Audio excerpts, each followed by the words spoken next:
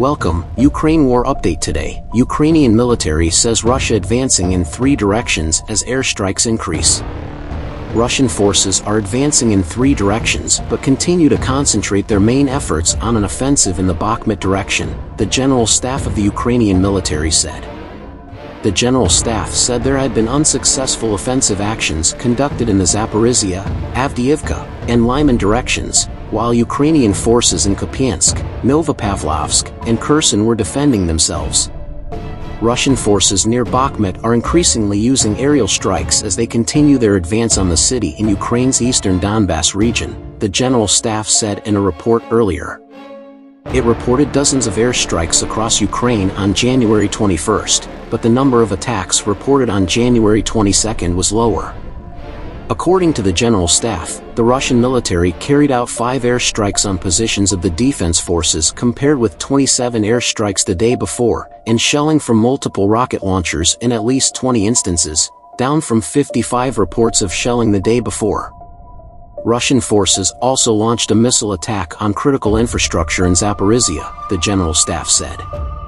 The General Staff also said Ukrainian forces struck areas where enemy personnel have concentrated as well as 2 ammunition depots.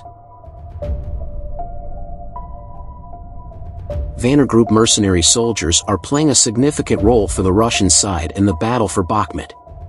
White House National Security Council spokesman John Kirby told reporters on January 20th that the private military company was literally throwing bodies into a meat grinder to capture Bakhmut and the town of Soledar about 20 kilometers away. Military analysts have said that while the capture of Bakhmut would have symbolic significance for Russia, it would not be important from a strategic point of view and would not result in any significant shift in the war. Kiev has called on its Western partners to provide more weaponry, including heavy tanks, especially German-made Leopards, as Russia appears to be readying for large-scale operations beyond Ukraine's Donbass region.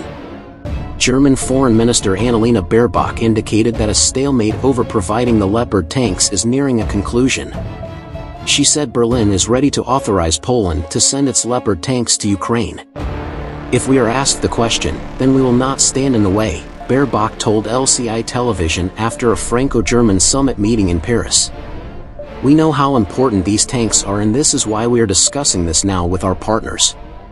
We need to make sure people's lives are saved and Ukraine's territory liberated. U.S. Representative Michael McCaul, Republican Texas, said earlier that the United States should agree to send Abrams tanks as requested by Germany to break the stalemate and unleash the Leopard tanks.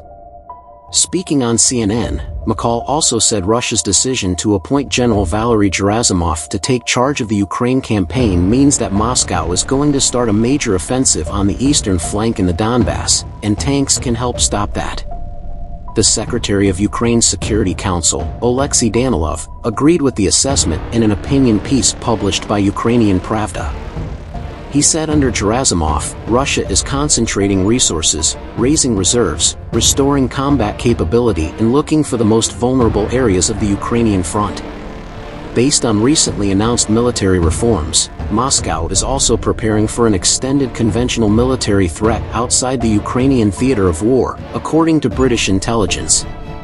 Britain's Defense Intelligence made the assessment on January 22nd in commenting on Russian Defense Minister Sergei Shoigu's announcement this week that reforms would add 1.5 million personnel to the military within 3 years and re-establish 2 military districts in Russia.